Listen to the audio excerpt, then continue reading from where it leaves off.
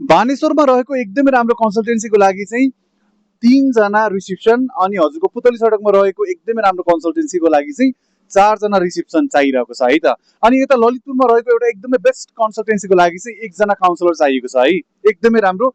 यदि रिसेप्सनको स्यालेरी भन्नुहुन्छ भने नर्मल्ली भनेको हजुरको 17,000 देखि लिएर 22,000 स्यालेरी रिसेप्सनको लागि रहेको छ। यदि फ्रेसर हुनुहुन्छ भने पनि केही पनि फरक पर्दैन, ट्रेनिङ दिने काम चाहिँ हाम्रो हुन्छ, हामी मजाले हजुरलाई काम सिकाउँछौँ।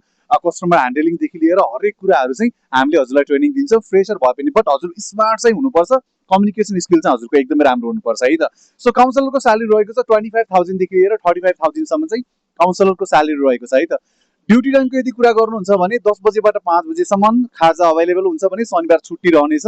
एकदमै राम्रो भ्याकेन्सी रहेको छ। सो यो भ्याकेन्सीमा यदि अप्लाई गर्न चाहनुहुन्छ भने यो तल दिएको नम्बरमा छिट्टोभन्दा छिट्टो सम्पर्क गर्नुहोस्। अनि यसै राम्रो भ्याकेन्सीको लागि चाहिँ हाम्रो यो टिकटक आइडी लाइक, फलो अनि सेयर गर्न चाहिँ नबिर्सिनुहोस्। Thank you.